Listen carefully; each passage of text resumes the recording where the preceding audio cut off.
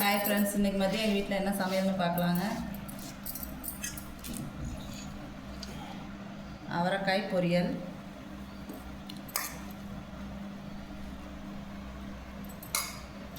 அப்புறம் அப்பளம், அப்புறம் மிளகாத்தூள் போட்டு மாங்காய், அப்புறம் சூடான சாதம். சாதத்துக்கு ஊற்றி சாப்பிட்றதுக்கு சவுச்சவு போட்டு குழம்பு வச்சுருக்கேன்.